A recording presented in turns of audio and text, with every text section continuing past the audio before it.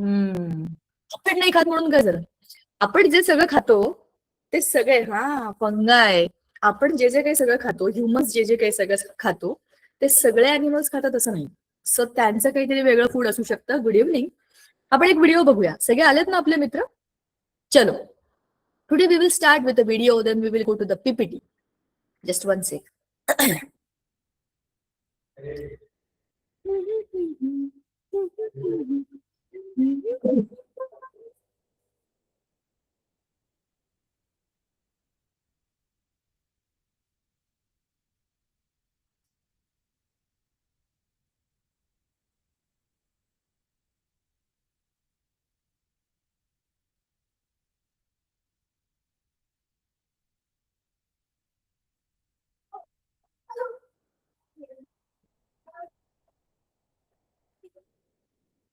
नमस्कार विद्यार्थी मित्रांनो, कसे आहात सगळे? विद्यार्थी मित्रांनो, थांबा थांबा थांबा, मला स्क्रीन शेअर करू द्या विद्यार्थी मित्रांनो.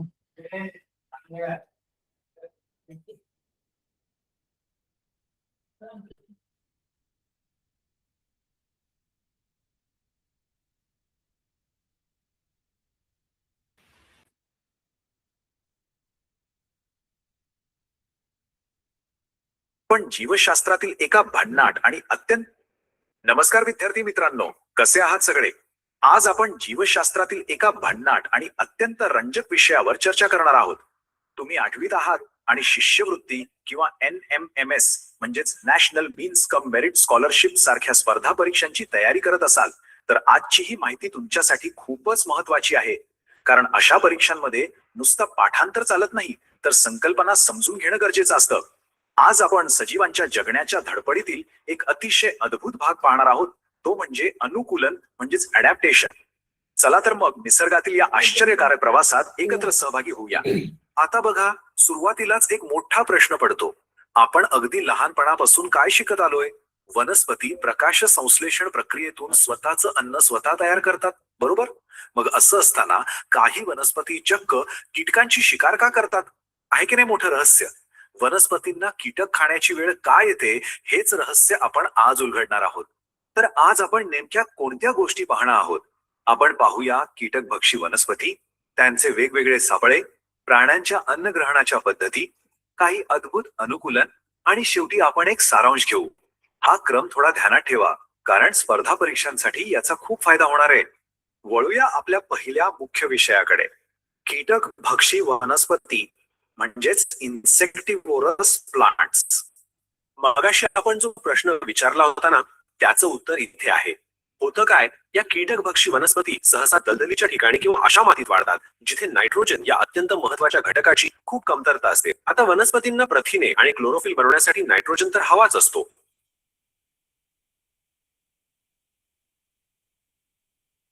या वनस्पती ऊर्जेसाठी प्रकाश संश्लेषण नक्की करतात, पण त्यांना मातीतून पुरेसा नायट्रोजन मिळत नाही आणि म्हणूनच हा नायट्रोजन मिळवण्यासाठी त्यांनी एक नामिष्ट लढाई आहे, ती म्हणजे कीटक बसवण्याची. आता पुढचा भाग पाहूया, या वनस्पती कीटक नेमके कसे पकडतात. आता हा जो तक्ता आहे ना, तो एकदम डोक्यात फिट बसवा. परीक्षांच्या दृष्टीने हा अत्यंत महत्वाचा आहे. प्रत्येक वनस्पतीची कीटक पकडण्याची पद्धत एकदम वेगळी आणि स्मार्ट आहे. पिचर प्लांटच्या घसरड्या भिंतींपासून ते ब्लॅडर बोर्डच्या अतिशय वेगवान सक्शन ट्रॅपपर्यंत. पिचर प्लांट मध्ये कीटक आत घसरून पडतात आणि पुन्हा बाहेर येऊच शकत नाहीत. तर ब्लॅडर वॉट काय करतं? पाण्यातील छोट्या जीवांना एका झटक्यात व्हॅक्युम सारखं आत खेचून घेतं. यातली व्हीनस फ्लायट्रॅपची गंमत माहिती आहे? ही वनस्पती अक्षरशः मोजणी करू शकते. होय, तुम्ही बरोबर ऐकलत.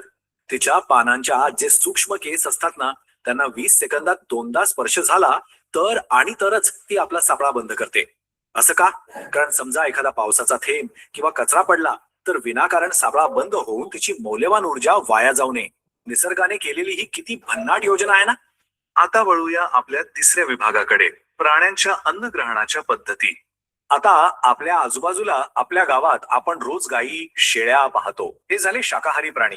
वनस्पतींमधला कठीण भाग पचवण्यासाठी गायीच्या जठराचे चक्क 4 कप्पे असतात आणि म्हणूनच त्या सतत रबंत करत असतात. या उलट मांसाहारी प्राण्यांना शिकार करण्यासाठी तीक्ष्ण दात आणि नख दिलेली असतात. तर आपल्यासारखे मिश्राहारी प्राणी म्हणजे मानव, कावळा किंवा अस्वल हे वनस्पती आणि मांस दोन्ही सहज पचवू शकतात. इथे एक अत्यंत महत्वाचा मुद्दा समजून घ्यायचा आहे, सफाई कामगार आणि विघटक यांच्यातला फरक. गिधाडांसारखे सफाई कामगार मेलेले प्राणी खातात, आणि आपला परिसर स्वच्छ ठेवतात, ज्यामुळे रोगांचा प्रसार टळतो. पण जीवाणू आणि मशरूम सारखे विघटक त्याही पुढे जातात. ते या मृत सजीवांचे पूर्णपणे विघटन करून त्यातील पोषण मूल्य पुन्हा मातीत मिसळून टाकतात. या व्यतिरिक्त प्राण्यांच्या अन्नाच्या काही अतिशय विशेष सवयी असतात, जसं की जळू किंवा पट्टकृमी. हे परजीवी आहेत जे दुसऱ्या सजीवावर जगतात आणि त्याला हानी पोहोचवतात. आणखी एक गमतीशीर उदाहरण म्हणजे फ्लेमिंगो पक्षी. ते चिखलाच्या पाण्यातून छोटे जीव गाळून खातात. आणि तुम्हाला माहितीये का, या सूक्ष्म जीवांमुळेच फ्लेमिंगोच्या पंखांना तो सुंदर गुलाबी रंग मिळतो. मधमाशा मकरंद पितात आणि सोबतच परागीभवनाचं अत्यंत महत्वाचं काम करतात. आपला चौथा विभाग आहे प्राण्यांमधील काही अद्भुत आणि थक्क करणारी अनुकूलने. आता निसर्गातील जगण्याची ही धडपड किती वेगळी असू शकते हे बघा. अजगर त्याच्यापेक्षा मोठ्या आकाराची शिकार अख्खी गिळतो आणि एकदा शिकार केली की त्याला ते जेवण कित्येक महिने पुरतं. कोळी काय करतो माहितीये? कोळ्याला दात नसतात. तो आपल्या भक्ष्यामध्ये पाचक रस टोचतो. भक्ष्याला बाहेरच द्रव स्थितीत आणतो आणि मग एखाद्या ज्यूस सारखं ते शोषून घेतो. आणि हो, मादी डास माणसाचं रक्त स्वतःच्या अन्नासाठी नाही पित, तर तिच्या अंड्यांच्या विकासासाठी आवश्यक असलेली प्रथिने मिळवण्यासाठी पिते. आता हे ऐकून तर तुम्ही थक्कच व्हाल. स्टारफिश म्हणजे आपला तारा मासा. जेव्हा तो शिंपल्यासारख्या प्राण्याची शिकार करतो, तेव्हा तो चक्क स्वतःचं जठर शरीराच्या बाहेर काढतो.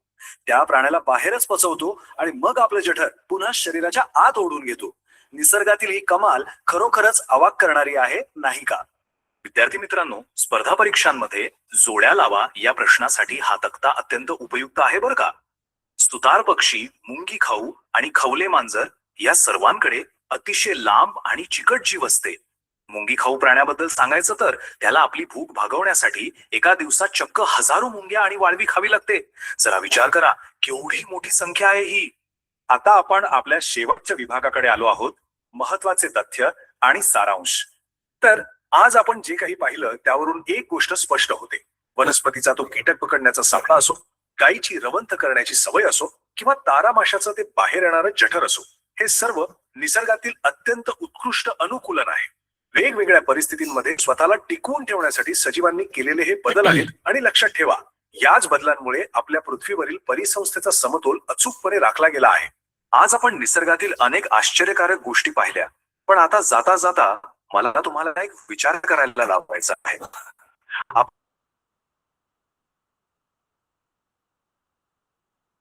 आपण ज्या गावात, ज्या परिसरात राहतो, तिथे आपल्या आजूबाजूच्या स्थानिक वनस्पती आणि प्राण्यांमध्ये जगण्यासाठी अशी कोणती अद्भुत अनुकूलनं लपलेली असू शकतील? याचा नक्की शोध घ्या. निसर्गाचं निरीक्षण करत राहा. जीवशास्त्रातील या अत्यंत रंजक आणि माहितीपूर्ण प्रवासात सहभागी झाल्याबद्दल तुम्हा सर्वांचे खूप खूप आभार. मला खात्री आहे की आजची ही माहिती तुम्हाला तुमच्या 8वीच्या अभ्यासात आणि स्पर्धा परीक्षांमध्ये नक्कीच उपयोगी पडेल. मी दीपिका दीक्षित तांबेकर आज तुमची रजा घेते. अशाच नवनवीन गोष्टी शिकत राहूया. धन्यवाद. धन्यवाद. माझं नाव घेतलं आणि स्वतः मराठीत बोलणारा माणूस ऍक्च्युली पुरुषाचा आवाज आहे आणि नाव आहे माझं. म्हणजे बनवलं मीच आहे, त्याच्यामुळे तिथे तुम्हाला आवाज कोणाचाही आला असेल तरी नाव शेवटी माझे, सो तसं ते आलंय. एनिवेज, तुम्हाला व्हिडिओ आवडला का, समजला का, सांगा आधी. मग आपण पुढच्या गोष्टीकडे जाऊ. हा, ह्याचा अर्थ मी काय समजायचा? हो, नाही, असे हात हलवताय तुम्ही तिकडे. आवडला, ओके. राजेश्वरी केवढी सिरियसली बघतेय. कळलं का तुला काय चाललंय तिकडे? म्हणजे व्हिडिओ मध्ये काय झालं ते कळलं का तुला? Yes, okay. कुठे टेन्शन मध्ये बघण्यासारखं काही दाखवलं नाहीये मी तुम्हाला. सगळं जनरल आहे, जे तुमच्या माहितीतलं आहे.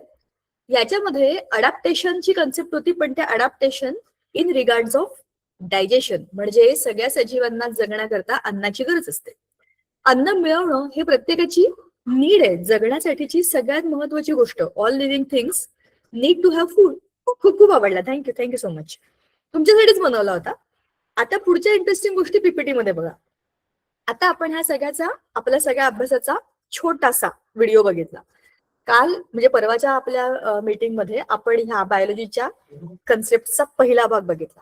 आता उरलेलं सगळं बघायचंय. व्हिडिओ आधी दाखवण्यामागची मागचा माझा प्लॅन असा होता की एक जनरल तुम्हाला ओव्हरव्ह्यू मिळावा की आपल्याला या लेसन मध्ये काय काय करायचं.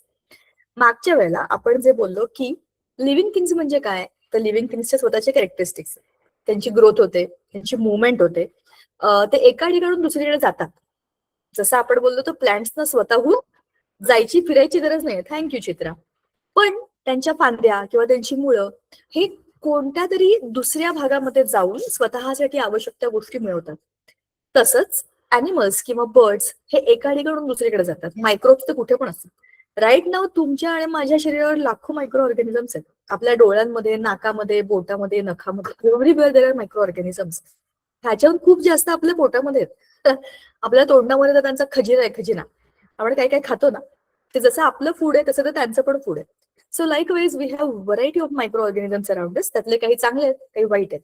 जे चांगले आहेत ते आपल्याला मदत करतात, आपली इम्युनिटी वाढवतात, आपलं डायजेशन चांगलं करतात. पण जे दुष्ट आहेत ते आपल्याला आजारी पडतात, कारण ते त्यांचं भलं बघतात आणि आपल्या जीवाला त्रास होईल असं काम करतात.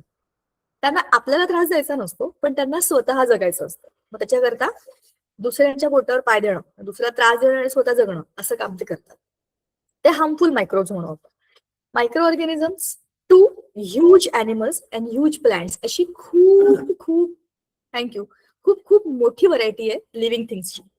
आपण ज्या व्हिडिओमध्ये आता कन्सेप्ट बघितली, ही जी काही कन्सेप्ट बघितली ती होती अडॅप्टेशन फॉर फूड. आपला जो काही कन्सेप्ट आहे तो आहे न्यूट्रिशन बेस, बरोबर.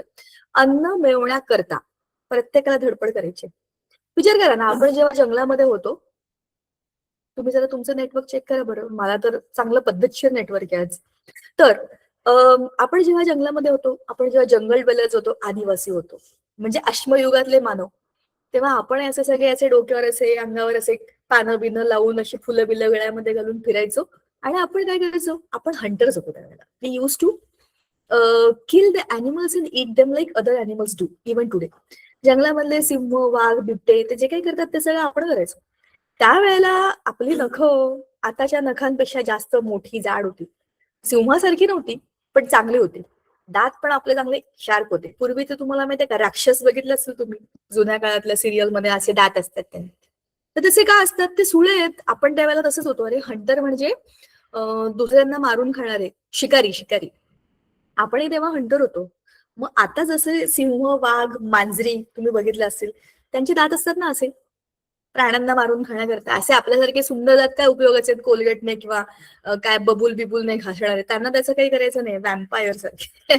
वॅम्पायरचं तर वेगळंच इश्यू असतं, ते तर लोकांचं रक्त पिऊन पिऊनच जगतात, मच्छर सारखेच असतात ते.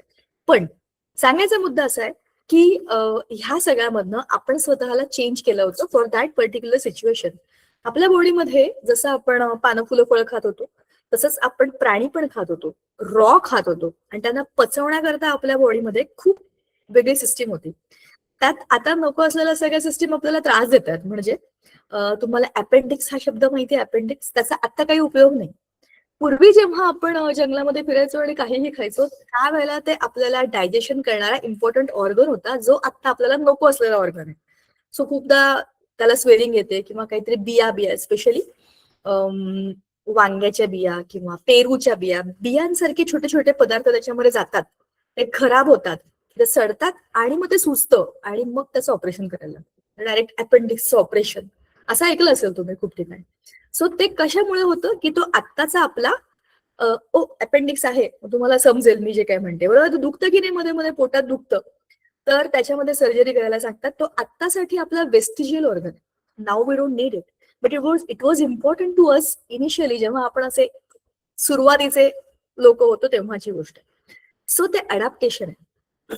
अडॅप्टेशन नंतर काय झालं, आपण काय करायला लागलो, food we use to cook the food. त्याला आपण आपल्याला आगीचा शोध लावला, मग त्या आगीमध्ये ते अन्न आपण भाजून खायला लागलो. भट्टीत तापवतात की नाही, तसे अॅनिमल्स त्याच्यावर तुम्ही बघितलं असेल पिक्चरमध्ये, अशा मगरी बिगरी अशा गोल फिरवत असतात, खाली अशी आग पेटवलेली असते आणि मगर खातात. एखाद्या प्राण्याचा असं काहीतरी कातडी काढून असं मध्ये काहीतरी खातात, खातात असे बरेच लोक खातात. तर थँक्यू. तुम्ही आज माझं सगळे कौतुक करत आहे. आज काही स्पेशल आहे का? माझं बर्थडे बिड्डे नाही आहे, सगळेच माझं कौतुक करतायत. पण एनिवेज थँक्यू सो मच. आवडलं मला की तुम्हाला समजतंय, हे माझ्यासाठी जास्त इम्पॉर्टंट आहे. अडॅप्टेशन मीन्स अनुकूलन, करेक्ट. व्हिडिओ मधल्या सगळ्या गोष्टी was regarding adaptation for food. आपला टॉपिक आहे न्यूट्रिशन, अडॅप्टेशन नाही. पण न्यूट्रिशन मिळवण्याकरता जे जे अडॅप्टेशन वेगवेगळ्या अॅनिमल्सनी केलं आणि स्वतःला सर्व्हाइव्ह करवलं, त्याच्यासाठी मुद्दाम ते तुम्हाला दाखवलं होतं. चला आता जाऊया बीपीडी कडे. मी माझा व्हिडिओ बंद करते. कदाचित तुम्हाला माझ्या नेटवर्क इश्यूमुळे पण काही गोष्टी दिसत नसतील असं होऊ शकतं. So now I am sharing the PPT with you. सगळं ठीकठाक वाटलं तर I will on my camera. मला आवडतो तुमच्याशी गप्पा मारायला. So let us go to the topic. This is our topic सजीवांमधील पोषण, the nutrition in living organisms, निसर्गामधली एक अद्भुत सफर. आपण निसर्गात आहोत, जंगलामध्ये आहोत आणि आपण मागच्या वेळेला हे सगळं पाहिलंय की लिव्हिंग थिंग्स मध्ये आपल्याला why we need the food. आपल्याला एनर्जी पाहिजे, आपल्याला रिपेअर करायची, आपल्याला आपली बॉडी काय खराब आहे, दुखलं खुपलं जखम झाली, आपल्याला रिपेअरमेंट पाहिजे की नाही.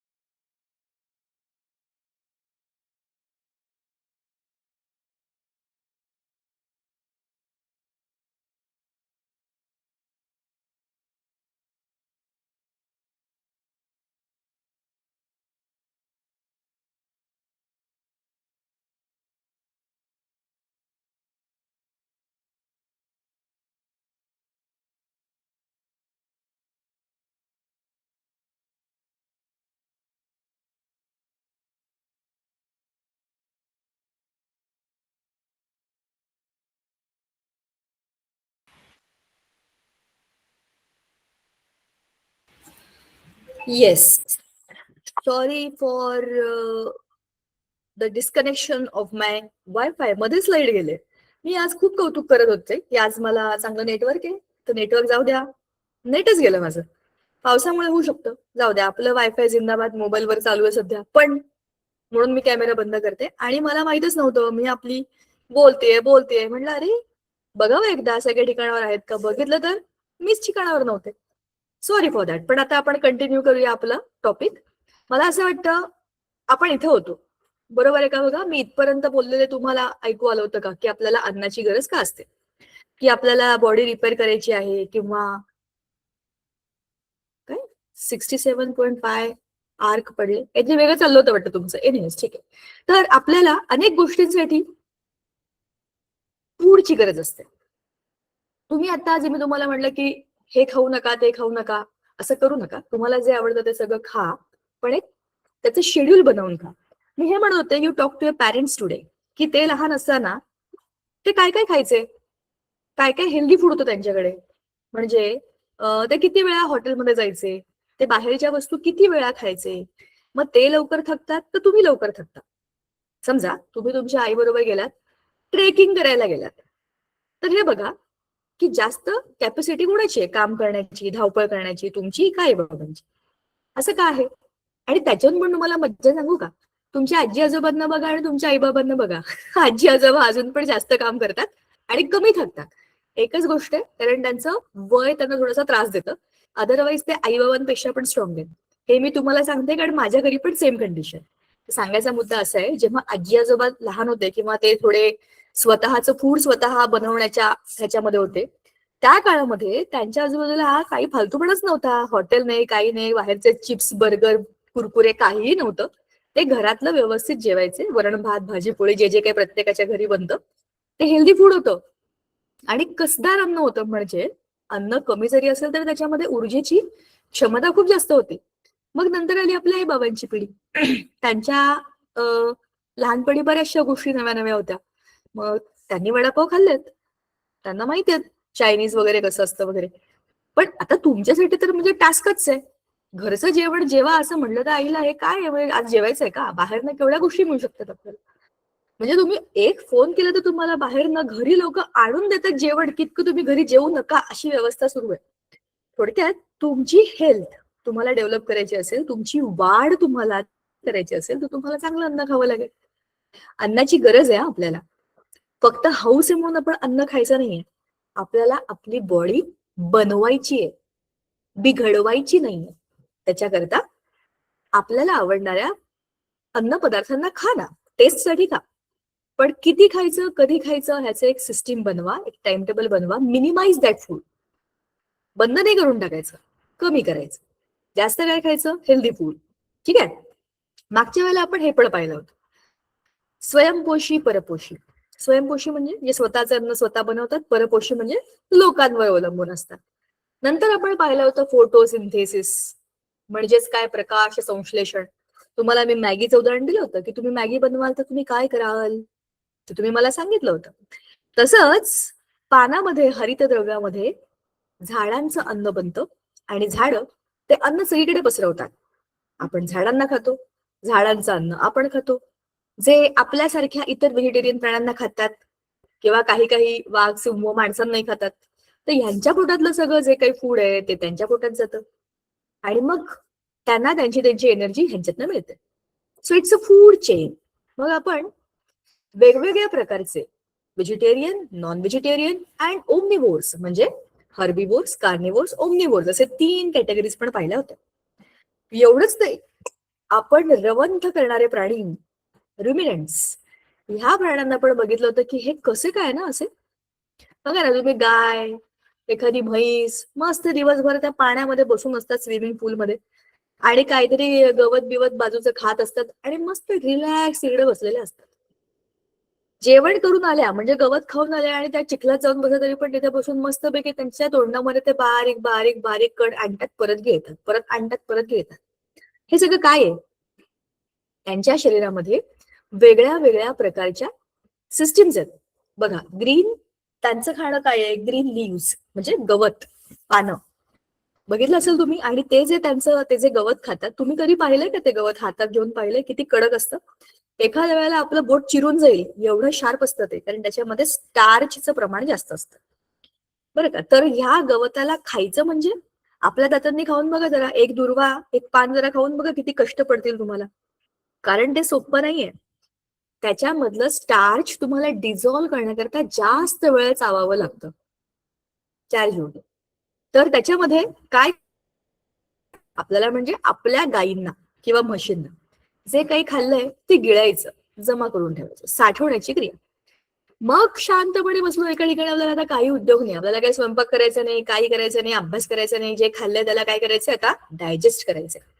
मग जे खाल्लंय त्याला परत तोंडात आणायचं आणि मग त्याला परत चावत बसायचं, रवंथ करायचं आणि मग त्याला परत गिळायचं आणि मग पुढची डायजेशनची प्रोसेस त्यांची चालू राहते. यांची ही सिस्टीम अशासाठी आहे की ज्या ठिकाणी हिरवळ मिळेल त्या ठिकाणी ती खाऊन तर घ्या, मग एका ठिकाणी बसा आणि मग त्याला पचवा. छान आहे की नाही, अडॅप्टेशन आहे. आपलं तसं नाहीये. आपण आधी आपलं बोललो होतो, आपण ह्युमन सिस्टीम बद्दल बोललो होतो. ह्युमन सिस्टीम मध्ये इथून आपली तोंडातूनच डायजेशनची प्रक्रिया सुरू होते आणि खूप मोठी प्रक्रिया आहे जी आपण मागच्या वेळेला डिटेलमध्ये बोललो होतो. आपल्याला लागणाऱ्या सगळ्या इम्पॉर्टंट न्यूट्रिएंट्स आपण आपल्या बॉडीमध्ये ऍब्झॉर्ब करून घेतो. आपण अनेक गोष्टी खातो, फ्रुट्स, व्हेजिटेबल्स, मिल्क, बरोबर. त्याच्यानंतर ह्या प्रोटीन, कार्बोहायड्रेट्स, ह्या सगळ्या गोष्टी आणि फॅट्स, सगळ्या गोष्टी आपल्या फूडला कम्प्लीट करतात. तर तुमच्या carbohydrates, proteins, fats, vitamins, minerals आणि वॉटर या 6 घटकांनी, या 6 फॅक्टर्सनी तुमचं फूड कम्प्लीट होतं. आपल्या शरीराच्या वाढीकरता प्रोटीन्सची जास्त गरज आहे. In your age you should have more intake of proteins. चांगली बॉडी बनली पाहिजे, नाहीतर दर महिन्याला आजारी पडतो आम्ही, नाक गळतं, कधी डोकं दुखतं, कधी पोट दुखतं, असं नाही व्हायला पाहिजे. यू शुड ग्रो वेल, बरोबर ना. आता तुमची बिल्डिंग बनते बरं का. तुमची बिल्डिंग म्हणजे तुमच्या शरीराची building. Your cells are now getting prepared, your cells are now getting made in your body. तर चांगलं बनवा. चांगली बिल्डिंग असेल तर जास्त दिवस टिकते. तर आपल्याला काय खायचंय हे आपण ठरवतो, ते खातो आणि ते डायजेस्ट करतो. हा आपल्या पोटातला प्रवास. गाईचं मी तुम्हाला आता सांगितलं, तिच्या पोटामध्ये 4 वेगवेगळे कप्पे आहेत. म्हणजे तिचं जठर जे आहे ते 4 कप्प्यांचं आहे. त्याच्यामध्ये ह्या 4 सिस्टीम्स होतात: गिळणे, साठवणे, तोंडात आणणे आणि परत रवंथ करणे. नंतर आहेत सूक्ष्म जंगल, म्हणजे स्मॉल वर्ल्ड, मायक्रो वर्ल्ड. ह्याच्यामध्ये काय आहे, हा बघा, हा आपला मस्त अमीबा कसा दिसतोय ना, कलरफुल, व्हायब्रंट, मस्त दिसतोय.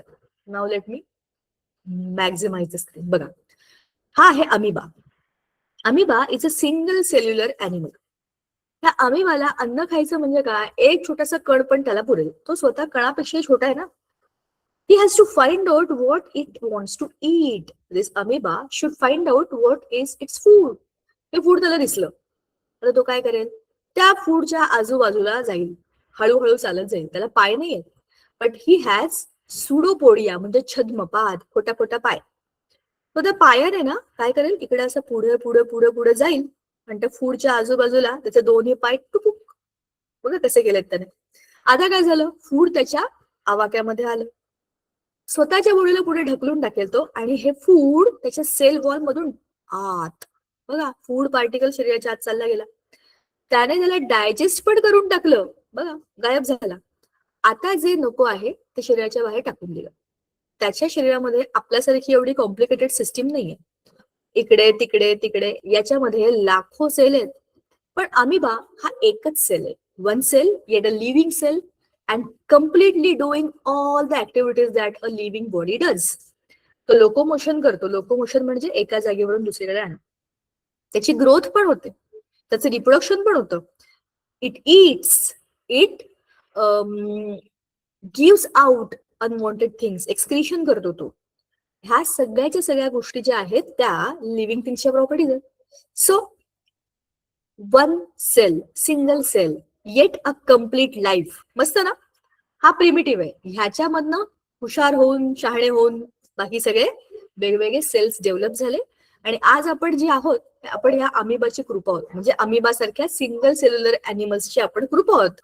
त्या लोकांनी खूप साऱ्या गोष्टी केल्या, बदल केले आणि हळूहळू इव्होल्युशन होत होत आपण बनलो. हे आपले पूर्वज आहेत. आता निसर्गातले सफाई कामगार. निसर्गामध्ये खूप साऱ्या गोष्टी आहेत, बघा ना, विचार करा. There is a diversity of different types of animals. Plants, microbes in the world. पूर्ण जगामध्ये म्हणते ह्या जगामध्ये एवढ्या प्रकारची व्हरायटी आहे. तर ही सगळी व्हरायटी जसे जन्माला येतात तसे मरतात. ते भगवद्गीतेत पण सांगितलंय, जो जन्माला येतो तो मरतो. बरोबर. ज्याचा प्रारंभ आहे त्याचा अंत असतोच. मग सगळ्या प्राण्यांचा प्रारंभ आहे तर अंत आहे ना. त्यांचा अंत झाला की ते जाणार कुठे? कोण टकटक करते? काहीतरी मेसेज आलेत वाटतं. चला बघू द्या. हो, अच्छा, हो हो, तुम्ही मला रिप्लाय देताय. बरं. तर सांगायचा मुद्दा असा की हे सगळे जे लिव्हिंग थिंग्स डेड होतात तेव्हा ते परत निसर्गामध्ये जातात. It's a cycle. What comes from the nature goes back to the nature. एक तुम्हाला माहिती आहे का, जुनं सिरियल होतं, त्याचं नाव होतं देव माणूस. बरेच लोक टीव्हीवर ते बघायचे. त्याचं टायटल ट्रॅक होतं माहितीये का, खेळे मातीत जाय मातीस, you have come from the soil you will go to the soil. जेव्हा जेव्हा ते गाणं लागायचं ना, मला फूड सायकलच आठवायची. काय करणार ना, सायन्स टीचर आहे, जिकडे बघावं तिकडे ते दिसतच, काय करू नाही शकत. सिरियल मध्ये पण मी विचार करत होते, शपथ काय फालतू पण आहे, लोकांना कळत कसं नाहीये की याच्याकडे डिग्री नाही तरी लोक कसे चाललेत त्याच्याकडे. पण सांगायचा मुद्दा असा की this is a cycle of nature. निसर्गामधूनच आपली बॉडी कुठून तयार झाली? From the nature. There are types of elements ज्याच्यामुळे आपली बॉडी बनली.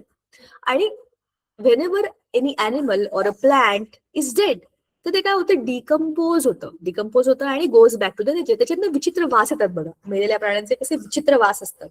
पण ते वास काय आहेत माहितीये का, त्यांच्या बॉडीमध्ये असलेले डिफरंट टाइप्स ऑफ केमिकल्स आहेत, ते बाहेर पडतायत.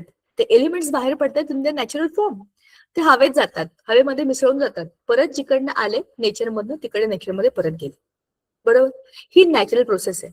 पण ते घडवून आणण्याकरता हे सगळे सूक्ष्म जीव, बरोबर, त्याला सॅप्रोफाइट्स म्हणतात. जे मेलेल्या प्राण्यांवरती किंवा खराब प्राण्यांवरती जे जगतात त्यांना सॅप्रोफाइट्स म्हणतात. पण हे असे मशरूम बिशरूम कावळ्या जे मला एवढ्या आवडलेत ना, रंगीबेरंगी बघा ना, हिरवी, पिवळी, ऑरेंज, किती भारी छत्री आहे ना. अशी एक छत्री आपल्याकडे पण असली पाहिजे आणि त्याच्या खाली आपण मावलो पाहिजे. मग आपण मुंगीसारखे छोटे असू, पण आपण तर माणसं आहोत. मुंगी असली तर त्याला भीती वाटेल या गोष्टीची. माणसांना याची किती सुंदर आहे, किती चांगला रंग आहे, काय किमया निसर्गाची असं वाटतं. छोट्या जीवांना किती डेंजर वाटेल ना, माझ्या अंगावर पडली तर असं वाटूच शकतं. सांगायचा मुद्दा असा, हे जे रंगीबेरंगी जग आहे की नाही निसर्गातलं, हे वेगळ्या वेगळ्या प्रकारच्या टाइप्स ऑफ मशरूम्स असतात बघा. त्यातले काही विषारी असतात आणि काही काही जण आपण खातो सुद्धा. If you go to the hotel और if you really want to cook the different things, your mom is a chef किंवा काय बरं म्हणतात, कुकिंग इज अर हॉबी, तर मशरूमची भाजी तर तुम्हाला माहिती असेल. पण ते मशरूम विषारी नसतात. विषारी मशरूम वेगळेच असतात. There are types of animals. Likewise there are types of, बुरशीला आपण काय म्हणतो, फंगस, वेगवेगळ्या प्रकारचे असतात. पण ह्या मेलेल्या किंवा डेड, खराब झालेल्या ठिकाणी असतात. बरोबर. कावळ्याच्या छत्र्या. तर हे एक प्रकारचं असं लाईफ आहे ज्याच्यामध्ये स्वतःमध्ये क्लोरोफिल नाहीये. ते स्वतःचं फूड स्वतः बनवू शकत नाही. ते दुसऱ्या बॉडीमधनं ते सक करतात.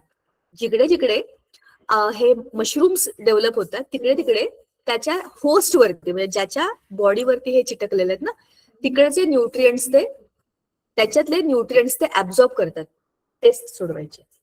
सो याच्यामध्ये बघा, हे सक करण्यासाठी त्यांच्याकडे सकर्स असतात आणि त्या सकर्सने ह्या सरफेस वरती ते रोवून त्याच्यामध्ये उभे असतात. सकर्सने ते सक करतात आणि होल्डर्स असतात जे त्याला पकडतात. तुम्हाला मी जे सांगितलं होतं की तुम्ही जी पोळी किंवा जे काही भाजी नाही, भाजी is very dangerous part two even smell. पण पोळी किंवा ब्रेडच्या तुकड्यावरती काळ्या काळ्या रंगाची किंवा पांढऱ्या रंगाची अशी एक ना तुम्हाला लेअर दिसेल. ते काय आहे? बुरशी येते. बुरशी आलेले पदार्थ आपण खात नाही, पण बुरशीने ऑलरेडी आपली पोळी खाल्लेली आहे. म्हणजेच काय आहे, आपल्यासाठी ती पोळी अन्न आहे. ती खराब झाली, त्याचा वास यायला लागला, ती आता तिचा आपल्याला उपयोग नाही अन्न म्हणून, पण अशाच ठिकाणी हे बुरशी उगवली, कारण बुरशीसाठी तेच अन्न आहे. खराब झालेले पदार्थ हे त्याचं अन्न आहे. पण त्या पोळीमध्ये अजून पण कार्बोहायड्रेट्स आहेत, त्या पोळीमध्ये अजून पण बाकीचे घटक आहेत. त्या पोळीमध्ये आपली जी आपण डब्यात ठेवली होती त्या पोळीमध्ये, अशाच मशरूम्सनी ना त्यांचे पाय असे खुपसून ठेवलेत मध्ये, आणि त्याच्यातनं ते असे उभे राहिलेत. आता आपल्याला दिसणार नाही आपल्या डोळ्याला, त्याला मायक्रो ऑर्गॅनिझम मायक्रोस्कोप मध्ये तुम्हाला बघावं लागेल. तर असे काळ्या काळ्या रंगाचे त्यांचे असे गोल गोल असे ओव्हल शेप स्ट्रक्चर्स असतात, त्याला खाली अशा दांड्या असतात आणि त्याच्या खाली खाली असे नेटवर्क असतं. हे केवढं कॉम्प्लिकेटेड सिस्टीम आहे, हे बघण्यासाठी आपल्याला मायक्रोस्कोप लागते. आता असे जे परजीवी असतात म्हणजे पॅरासाइट्स, जे दुसऱ्यांच्या जीवावर अवलंबून असतात, असे प्लांट्स मध्ये पण असतात आणि अॅनिमल्स मध्ये तर खूप असतात.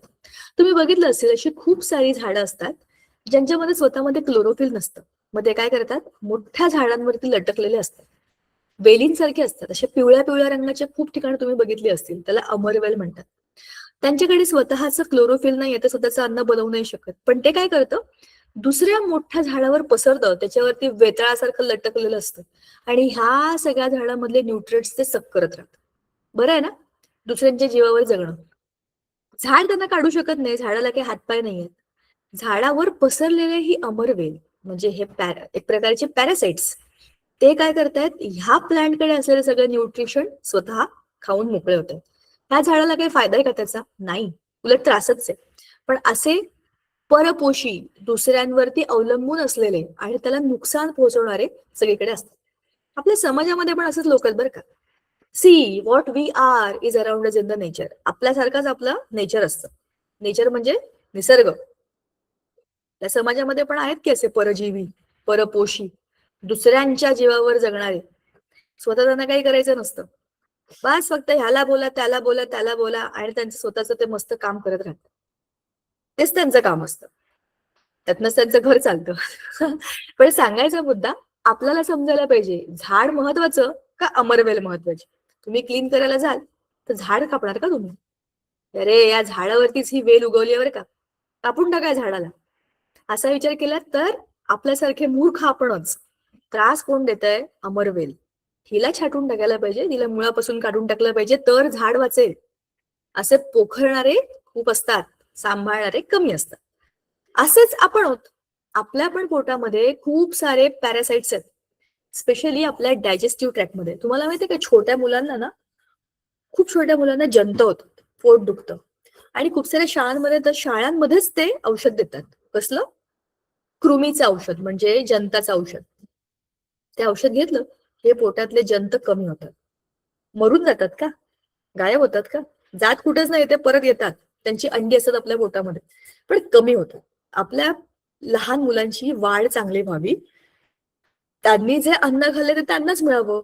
आपल्या पोटामध्ये जे काही अन्न, आता बघा इथे दिस इज अन ॲनिमल, आणि त्याच्या पोटाच्या आतमध्ये केवढा मोठा कृमी आहे हा. खूप लांब लांब असतात बरं, काही मीटर्स एवढे लांब असतात. पण त्याचं कारण असं आहे की आपण जे आपल्या पोटात, आणि स्पेशली स्मॉल इंटेस्टाईन किंवा लार्ज इंटेस्टाईन मध्ये असतात, आपल्या पोटातलं अन्न आपल्या इंटेस्टाईन मध्ये फिरत असतं आणि हे इंटेस्टाईन मध्येच असतात. मग हे काय करतात, आपलं अन्न स्वतः खातात आणि स्वतः सुखी राहतात, त्यांना काही चिंता नाहीये. तिथेच त्यांची अंडी, तिकडेच त्यांचं रिप्रोडक्शन, तिकडेच ते मरतात, तिकडेच ते नव्याने जिवंत होतात. त्यांना दुसऱ्या कुठल्याही जगात जायची गरज नाही. एखादा होस्ट पकडला, होस्ट म्हणजे ज्याच्यावरती अवलंबून त्यांचं सगळं चाललंय असेल, तर ते होस्ट पकडला की त्याच्यामध्ये ते आरामात त्यांचं फिर उनका उधर हात पैर फैला देते वो लोग, निकलते नाही उधर से. अशी कीड समाजाला पण लागलेली असते. दोन्ही बाजूने विचार करा, नुसतं हा विचार करू नका की आम्हाला धडा दिला आहे आणि हा नेचर बद्दल आहे, निसर्गाबद्दल आहे. Think about the nature of humans, human टेंडन्सीचा पण विचार करा. आपण शेवटी याच देशात राहणारे की नाही, आपण देशाचे नागरिक आहोत. We should know the reality. तर असे परजीवी प्राण्यांमध्ये असतात, वनस्पतींमध्ये असतात, समाजामध्ये पण असतात. एवढंच नाही, फक्त आत नाही, बाहेर पण असतात. तुम्हाला माहिती असतील, बऱ्याच मुलींच्या डोक्यामध्ये उवा असतात, उवा. त्या उवा काय करतात, केसांमध्ये लपून बसतात आणि आपल्या स्काल्प वरती, म्हणजे केसांच्या मध्ये जी स्किन असते, डोक्यावरची स्किन, तिथे चावा घेतात आणि तिकडचं रक्त पितात. मग बिचारी मुलं मुली केस खात होत राहतात, त्यांना काय माहिती की काय होतंय. याचं तर पोट भरतंय, त्या उवान पोट भरतंय, पण आपल्या शरीरातलं रक्त जातंय ना तिकडे. मग काय करायचं, त्या उवांना लोक मारतात, औषध टाकतात केसांमध्ये, काय काय असतं त्याचं, काय काय, देर are types of medically approved options, त्याच्यामुळे आपण त्यांना केसांमधनं घालवू शकतो. जळू माहितीये तुम्हाला? जळू, अरे डेंजरस असतात ते. बघा हे चिटक, हे त्यांचे ना चिटकण्याचे हे आहेत, म्हणजे ज्या अॅनिमलला हे जळू चिकटतात हे त्यांचे चिटकण्याचे खड्डे आहेत, आणि ह्या खड्ड्यांमधनच ते त्याला सक करतात. तुम्हाला एक शॉर्ट दाखवते मी, थांबा. I want to show you that. ते माझं नेटवर्क खूपच आज डळमळीत आहे. एक सेकंड.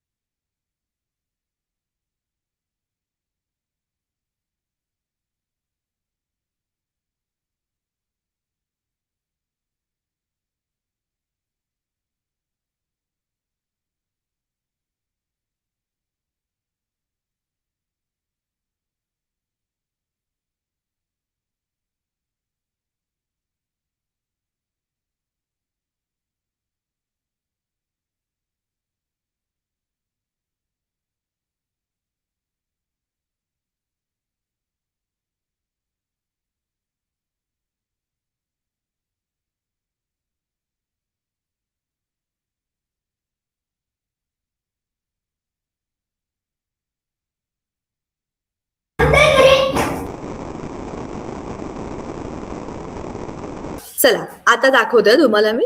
मी शोधत होते जरास. बघा मग त्याचे तुम्हाला नो नो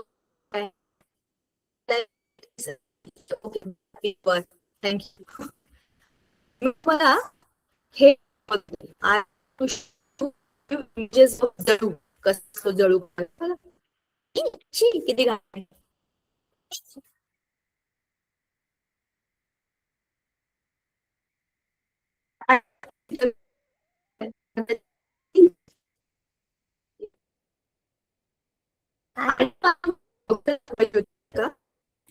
शार्क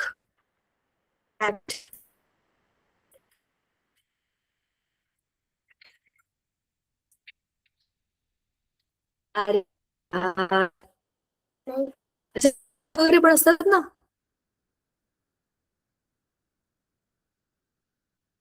काय करू नेटवर्क.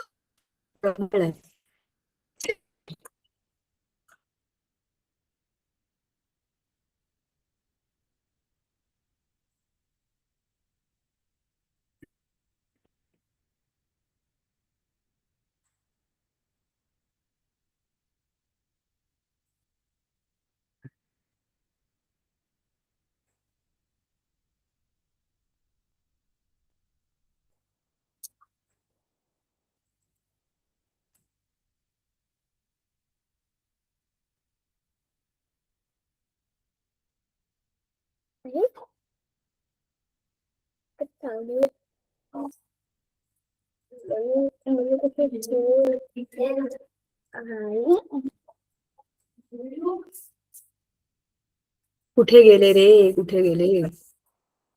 खूप सारे इमेजेस त्या दिवशी मला सापडले होते बरं का.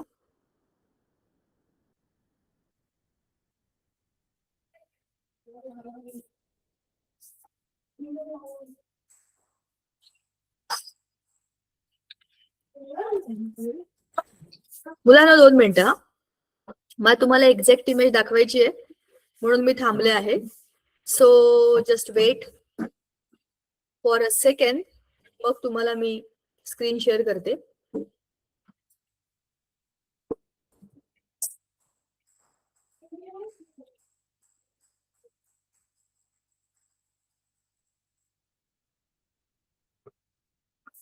येस, मिळाला.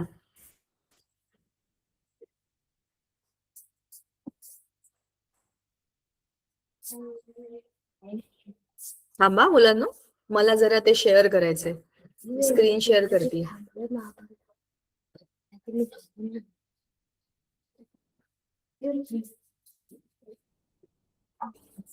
एक मिनिट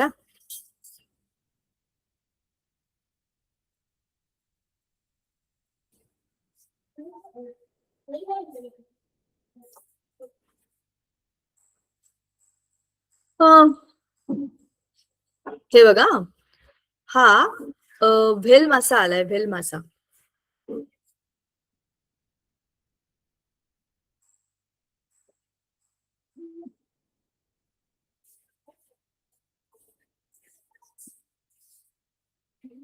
हा बघा आता कुठे आलाय, एका शिप जवळ, आणि त्याच्या बॉडीवरती बघा तुम्ही, हे दिसतंय तुम्हाला? हे बघा, त्याच्या बॉडीवरती, त्या व्हेलच्या बॉडीवर केवढे तरी असे पॅरासाइट्स आहेत. हे सगळे त्याच्या बॉडीला काय करतात माहिती का, चावून चावून त्याचं रक्त पिऊन टाकतात. आता हे बघा, ह्याच्या पण बॉडीवर आहेत बघा, सी. मग आता काय करावं, ते असे हाताने काढतात एक एक काढून. शी, हे पॅरासाइट्स त्या, हा बघा,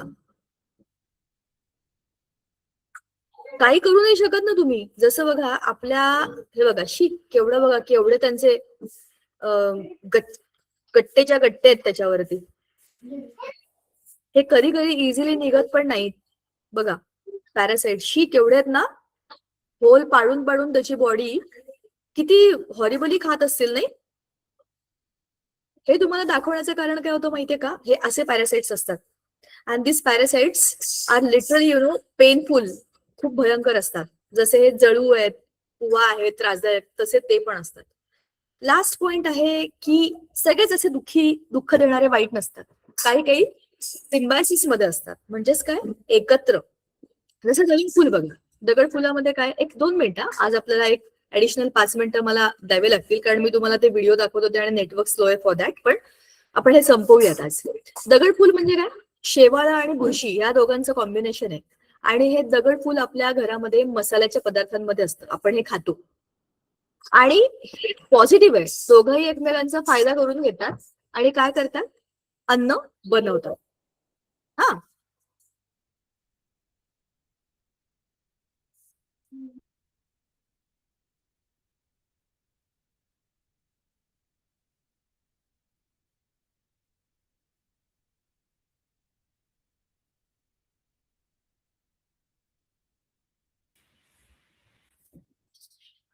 ओके. दगड फुलाबद्दल बघितलं. दुसरं आहे रायझोबियम. रायझोबियम म्हणजे काय, एक प्लांट, आणि त्याच्या मुळांवरती हे सगळे मायक्रो ऑर्गॅनिझम्स राहतात. रायझोबियम नावाचे मायक्रोब्स या लेग्युमिनस म्हणजे हरभरे किंवा वटाणे अशा या सगळ्या कडधान्यांच्या मुळांवर राहतात. तुम्हाला मी कडधान्य आणायला सांगितली होती. त्या कडधान्यांना तुम्हाला जर जमलं बरं का, तुम्ही सगळ्यांनी हा प्रयोग केला तर मज्जा येईल तुम्हालाच. ती कडधान्य जी आहेत ना, त्याला ऑलरेडी मोड आले, तर तुमच्या कुंडीमध्ये किंवा तुमच्याकडे गार्डन असेल तर गार्डन मध्ये ती जरा लावून बघा. ती झाड थोडी मोठी झाली की उपटून बघा की त्याच्यावरती अशा गोल गोल अशा ते गठ्ठेच्या गठ्ठे आहेत का. तर त्याला तुम्ही उघडून बघितलं ना की त्याच्यामध्ये तुम्हाला रायझोबियम बॅक्टेरिया दिसतील. दिसतील म्हणजे डोळ्याने दिसणार नाही, त्यांच्या कॉलनीज असतात त्याच्यामध्ये. तर हे सगळे अशा ह्याच्यामध्ये डेव्हलप होतात, तिकडे ते राहतात. पुढचा प्रश्न होता कीटकभक्षी वनस्पती, जे आपण ऑलरेडी व्हिडिओमध्ये बघितलं होतं. तर याच्यामध्ये काय आहे, ह्याच्यामध्ये जमिनीमधनं आणि उन्हामधनं जे मिळालं नाही त्याच्यासाठी अॅनिमल्सला खायचं. तर त्याची वेगवेगळी उदाहरणं आहेत. हे आपण बघितलं, हे बंद होतं. हे जे आहे ना विनस फ्लाय ट्रॅप, त्याला कसे काटे काटेत बघा, हे बंद करतं आणि त्या माशीला खाऊन टाकतं. हे जे याचं माउथ आहे ना, माउथ, हे खूप गुळगुळीत असतं, एकदम स्मूथ. याच्याहून सटकून तो किडा आतच पडतो आणि आत केमिकल्स आहेत, त्याच्यामध्ये ते मरून जातं. तर प्रत्येक अॅनिमल्सचं आणि प्लांट्सचं स्वतःचं एक सिस्टीम आहे, ज्याच्यामध्ये ते सगळे एकमेकांना कनेक्टेड असतात. त्याला आपण म्हणतो अन्नसाखळी. तर producers, primary eaters, secondary eaters, tertiary eaters आणि त्यांना खाणारे डिकम्पोजर्स. ही सायकल आहे ना, it's a cycle. It start from sun, who the producers, then the eaters, हे स्टेक होल्डर्स आहेत. हे सगळे काय करतात? उत्पादकांमधनं फूड घेतात आणि स्वतः ते फूड वापरून मोठे होतात, त्यांची ग्रोथ करतात, मरून जातात आणि विघटित होतात. सो ह्याच्यामध्ये आपण काय काय पाहिलं की देर are types of living organisms, पण त्यातले काही स्वतःचं अन्न बनवतात, स्वतःचं अन्न बनवणारे दुसरे असतात. सो स्वयंपोषी, परपोषी. मृतोपजीवी म्हणजेच काय? सॅप्रोफाइट्स. परजीवी म्हणजे पॅरासाइट्स. सहजीवी सिम्बायोटिक. आणि कीटकभक्षी म्हणजे सांगा, कीटकभक्षीला काय म्हणतात इंग्लिशमध्ये? दी द प्लांट्स, इन्सेक्टिव्होरस प्लांट्स. ठीक आहे. अशा सगळ्या टर्म्स आज आपण बघितल्या. फूड कसे मेक करतात? कोण फूड कसे मेक करतात? प्लांट्स फूड मेक करतात by the process of photosynthesis. ते आपण ऑलरेडी बघितलं होतं. इन्सेक्टिव्होर्स, करेक्ट. सो अख्खाच्या अख्खा चॅप्टर जो होता that was all about the eating, eating and eating and eating. आपल्या आयुष्यातलं एकमेव ध्येय माहितीये मला. Thank you so much for telling me that it's 8:24. थांबतोच आहे आपण. टॉपिक संपला. तुम्ही ते व्हेल बघितलं, मला कसं तरी वाटलं त्या व्हेलला बघून. शी, किती वाईट वाटत होतं ना. त्याच्या पाठीवर सगळे ते बसलेले होते लोक आणि त्याचं शी ब्लड सक करत होते. सो सॉरी, मला पेपर बद्दल काही इन्फॉर्मेशन नाहीये. You that ask in the group किंवा मॅमना पर्सनलवर विचारा. She will give you the accurate information about it. So this was all about nutrition. Nutrition मिळवण्याकरता सगळेच काम करतात. तर ते जे सकर होते ना, ते त्यांचं न्यूट्रिशन मिळवत होते. त्यांचं काम असते, तरच ते जगतील, नाही तर ते मरून जातील. सो नेक्स्ट टाइम भेटू तेव्हा नवा धडा असेल आणि नवा टॉपिक असेल. That time we will do some new. Ma'am, you are what? Jantar Mantar.